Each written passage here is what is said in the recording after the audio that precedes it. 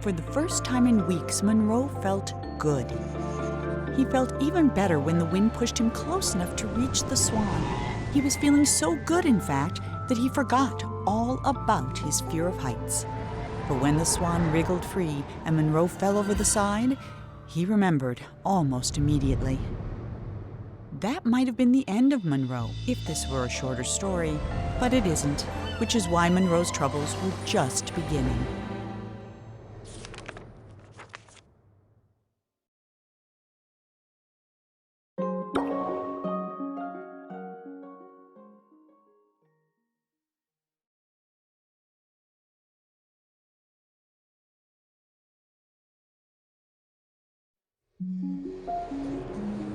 Monroe scrambled out of the water and found himself in a massive city with no sign of the Swan or anyone else. Well, except someone's enormous pair of feet. These were attached to a giant who could have been a big help in catching the Swan, but unfortunately, here was the laziest giant who had ever lived, and it was his day off. Having celebrated in his usual way, he was now sleeping it off and quite unable to hear Monroe yelling. While he was looking for a way to wake the giant, Monroe noticed something even better: a floating ship.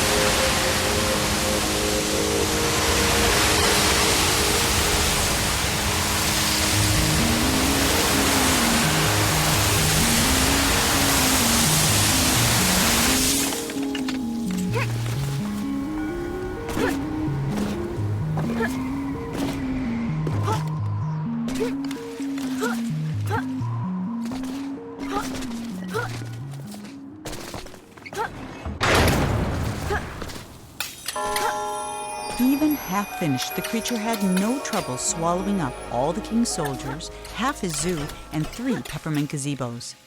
It was only with the help of his pet crow and the giant that the king was able to force it into the sea.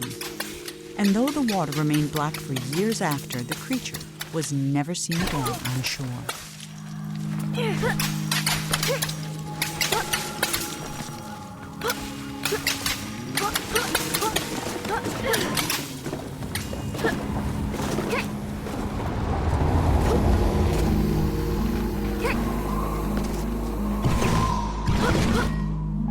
Monroe waved goodbye to the giant and set sail. But no matter how fast he went, the Swan was always just out of reach. And not for the first time that day, Monroe suspected he was being led somewhere. Then they flew into a cloud, and everything went black.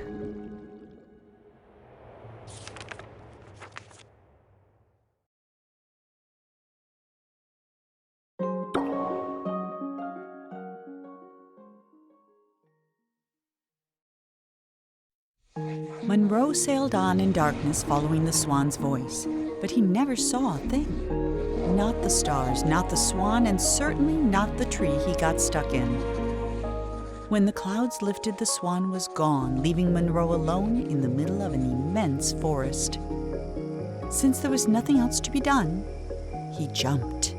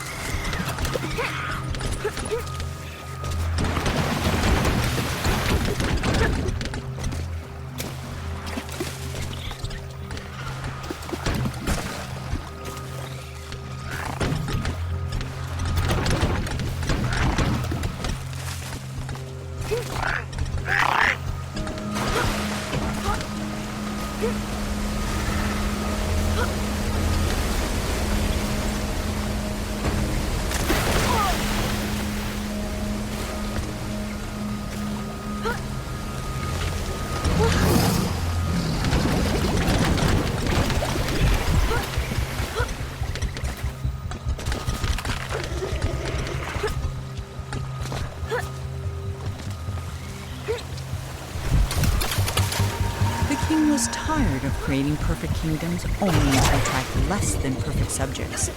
He decided he'd have to leave a legacy the old-fashioned way, with a family. So he began to build one, starting with a house.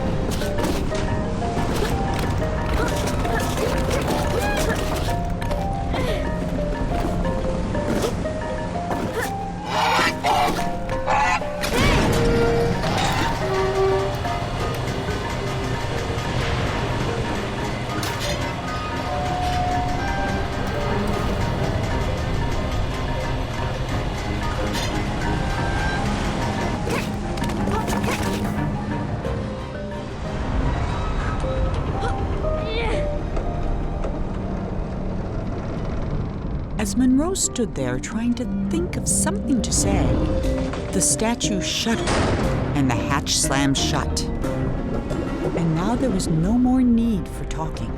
The king was awake.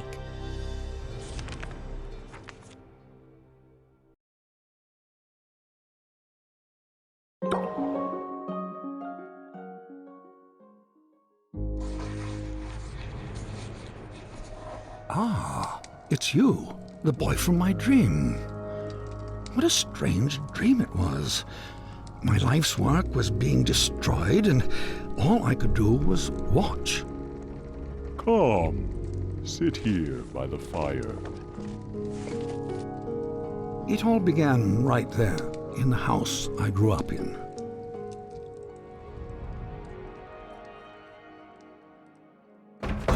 heard a heavy knocking at the door, just like on the night I left. I opened the door, but there was nothing there, just white speck. But when I got outside, disaster. Some miscreant had painted everything. My garden was ruined. And then my statue spoke and said, "Help me! Some little hooligan is running around splattering everything in the garden. I think he's headed for the..." Something got in my mouth. Oh dear.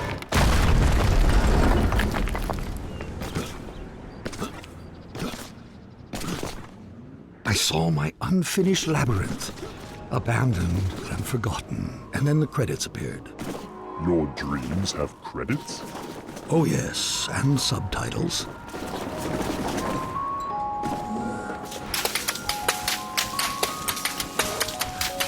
And then I saw my beautiful city strangled by those disgusting vines. I built it to stand 100 lifetimes, and instead it'll be buried in one, a monument for weeds.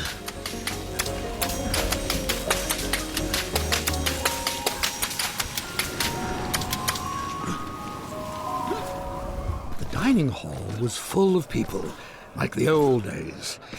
It smelled like roasted goose.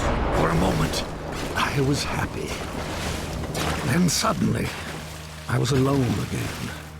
The world had become cold and dark. I felt my own death rising up around me.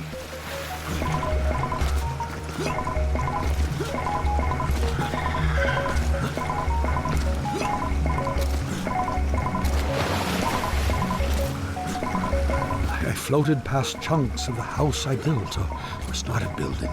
Scarcely 10 years later, and the whole thing was in ruins. My works were meant to last forever, but most of them will be gone before I am. I was at a funeral.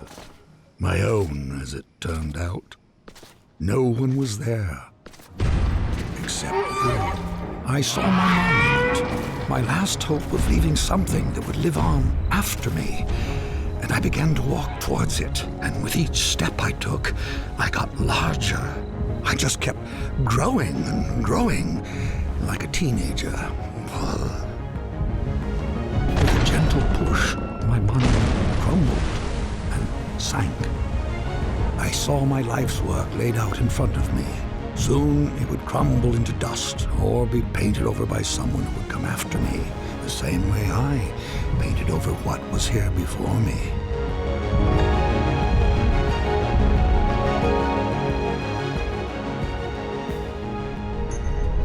When the universe ended, I knew that everything I'd made was over. And as I sat there, looking out into the darkness, I thought back on all the things I'd built and left unfinished. I realized something. I wasn't sad that it was all gone. I had fun making all that stuff. I would have done it anyway. And then, somehow I knew that when I woke up, all my work really would be destroyed. And that's when you showed up.